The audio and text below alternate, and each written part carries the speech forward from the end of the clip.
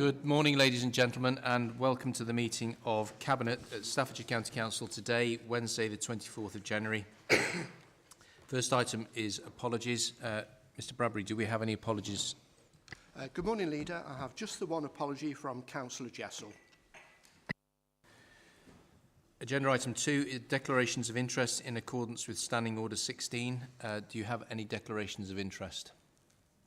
For the record, nobody is indicating. Agenda item 3, this is a single item Cabinet meeting this morning and is merely to make recommendations to full Council from Cabinet regarding the medium-term financial strategy 24 to 29.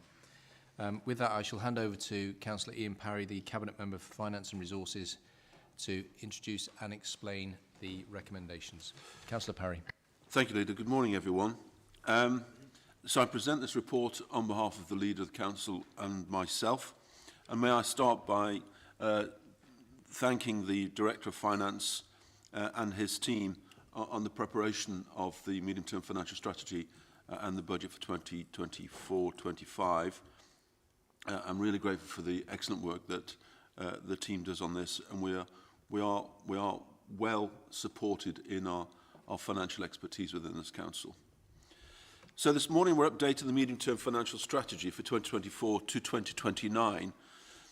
The aim is to balance the ambitions of this council as set out in the strategic plan with a clear commitment contained to deliver a value for money basis for residents and businesses and to live within our means.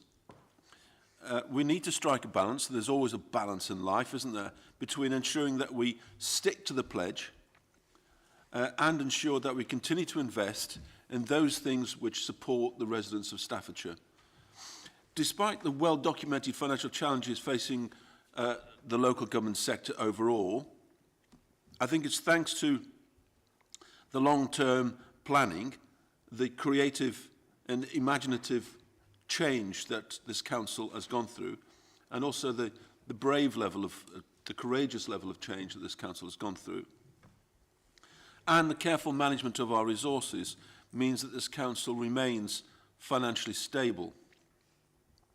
It's that stability which allows us also to meet our statutory responsibilities and also to look to the future by investing in our economy, our infrastructure and communities. The underlying principles of the financial planning in the medium-term financial strategy are that since February, inflation has not reduced as quickly as it was hoped and remains higher than the 2% target. In addition, interest rates have risen higher than anticipated in February and are likely to stay at that level for longer than expected. But underpinning the planning framework is the Council's aim of setting a good and balanced budget. The content of these tests set by and have to be agreed by the Director of Finance and Section 151 officer are set out in the report and conclude that we do indeed meet the requirements of a good and balanced budget. The integrated performance reports, which Cabinet receive each quarter, show a picture of relative financial stability during 2023-24, except for areas in, as we know, children's services and SEND transport. In addition, the high needs block, which is funded from the dedicated schools grant, is also overspending due to increased demand. These are the key areas of financial overspend type pressure that we are addressing at the moment. The Council has a proven track record, however, of delivering cost reductions, with £127 million worth of savings having been identified and delivered in the past 7 years, up to the year 2022-23. Inflation has risen to as high as 10.4% and has since reduced to 3.9%, but the Bank of England still expects us to remain above the 2% target until around the end of 2025. Conversely, the higher interest rates happily mean larger returns on our investments, which also is a financial benefit to the MTFS. The local government settlement, which came out on the 18th of September, provided no new grants, but some funding streams attracted an inflation rate of 6.7 uplift based on September CPI figure. This, along with the government's assumption on the tax base, means that Staffordshire's core spending power increased by 6.9%, whereas benchmarked against the national of 6.5%. Much of that, of course, is due to the fact that we are able to increase our council tax as well. There was some additional funding, however, in the social care support grant beyond previous forecasts and the new homes bonus, which continues. However, the services grant has been reduced nationally in order to fund increases in other elements of the settlement. It's always a swings and roundabout event when it comes to the local government settlement. Taking everything into account, however, the net position in the council's finances is a small overall increase of 3.6 million compared to the estimates that were made before the settlement. We have some projected pressures and some cost reduction options that we need to address. The total amount of extra funding allocated for inflation next year is 22.3 million, which is an addition to the 26 million already added last year. Quite a significant amount that we're having to fund for inflation. So sorry. Adult social care pressures continue to dominate the budget process, in particular around the care market and the national living wage, which has obviously increased pipeline costs for adult social care in the council. These pressures, however, have been largely offset by additional precept facility and the social care grant. Transformation of the children's system is a key priority and a key programme within the council. It's set against a backdrop of much higher demand for children's services, with increasing numbers of children in our care. Therefore, an additional 9.5 million will be added to the children's services budget for 2024-25 to fund the increase in cost of placements and to fund part of the transitional programme. The existing savings still remain to be delivered, and the additional budget reprofiles these savings over the period of the MTFS, so we have not lost sight of the expectation of savings through the transformation of the children's system. Increasing numbers of health and care plans are placing further pressures on SEND services, including home-to-school transport.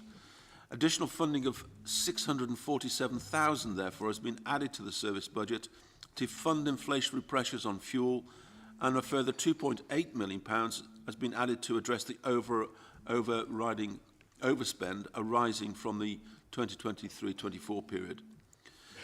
The service has a plan to address both volume and demand increases in this area in order to deliver savings, which we've assumed in the medium-term financial strategy of 1.5 million in 2024, rising to 9.5 million by the end of the MTFS. We are facing, inevitably, as every organisation does, a series of risks. There are a range of risks which we need to carefully monitor and manage, including inflationary pressures and increased demand on particular service areas. Having a one-year settlement announced does not aid long-term financial planning and does not allow the County Council to do such things as to try to help to stabilise the care market.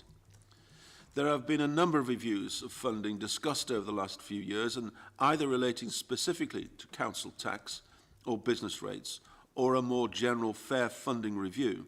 But currently, nothing concrete has come forward, and these proposals remain unknown and uninitiated. The biggest service risks are in social care, both adults and children's. This includes our ability to continue to control demand as the population continues to age, and the success of ongoing actions to control prices.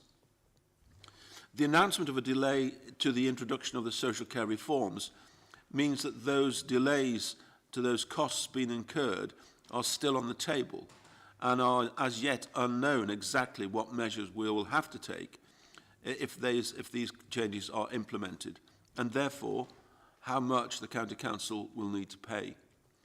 It's a serious unknown or known unknown at the moment in terms of what changes will be made to social care, and it hasn't been removed. It's not been taken off the table.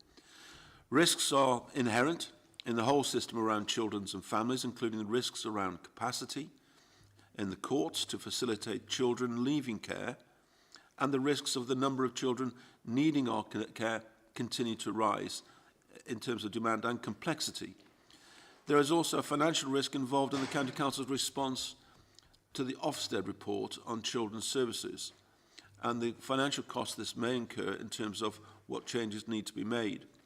So this will mean potential costs of delivering the agreed implementation plan and also an increased risk around non-delivery of agreed savings while that plan is implemented. The risk of increased numbers of children requiring EHCP's education and healthcare plans is significant, and these plans are driving costs in SEND transport in particular. Increased numbers of EHCPs also increase the overspend on the high needs block, further decreasing the dedicated schools grant deficit, further increasing the deficit, shall I say. A continuation of the statutory override beyond 2025-26 is probably the most acceptable scenario.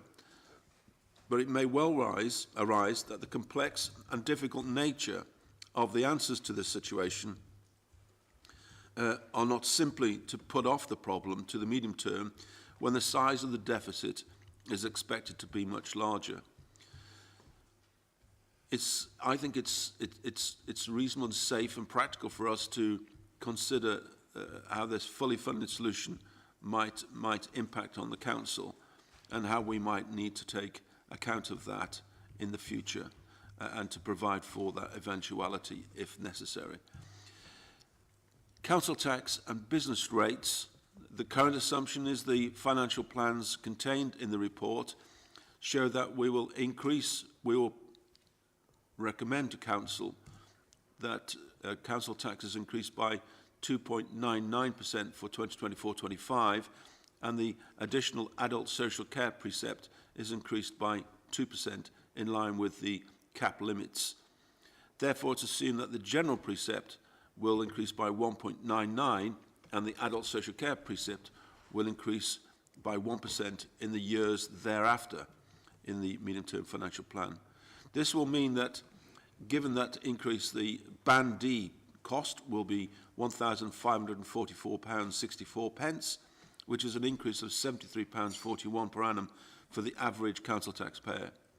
Businesses across the globe have obviously been hit by rising costs and increased interest rates, and we therefore predict only a small increase in income from business rates for the 2024-25 budget. And our reserves and balances, earmarked reserves have been reviewed and are deemed to be fit for purpose. At the end of 22-23, general balances were 52.3 million, subject to any unforeseen circumstances. That forecast will remain at that level by March 2024.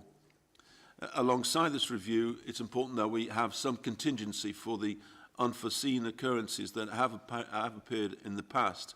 And at the moment, we're keeping that at £15 million contingency for 2024-25, but dropping it down to £10 million contingency from 2025-26 onwards in the MTFS. There is this continuing risk, as I've already mentioned, in respect to the dedicated schools grant deficit, which cannot be ignored. The deficit is forecast to increase significantly and will impact on the overall reserves assessment unless this issue is grasped by central government.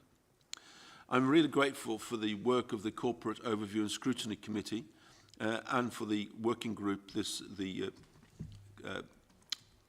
Budget Working Group, for their efforts and hard work in scrutinising the medium-term financial strategy. For me, as a Cabinet member, it's gratifying and reassuring that it has undertaken robust scrutiny. I am very grateful to the committee for that work.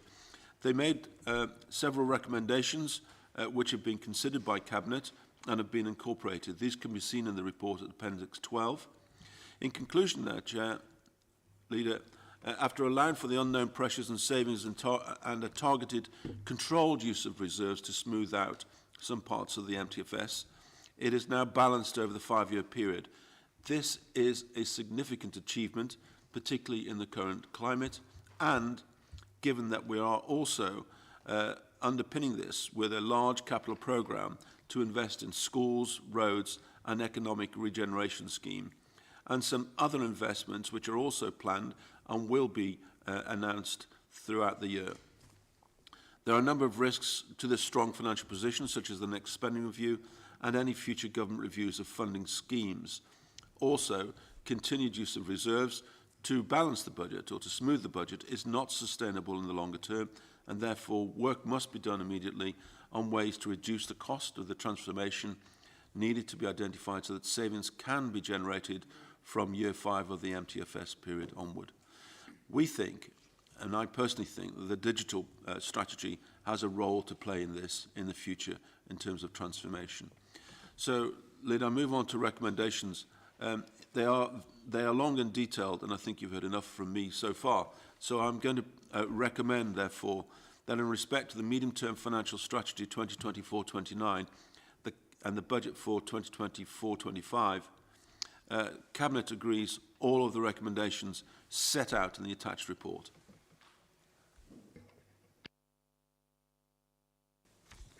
Thank you.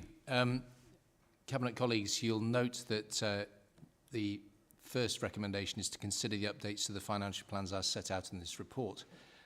Should any Cabinet colleague not be aware of the financial plan set out in this report, I would be immensely surprised. And actually, the purpose of this meeting today is predominantly to recommend to full council, which is the tax setting body for the authority, the recommendations set out from D1 to 8.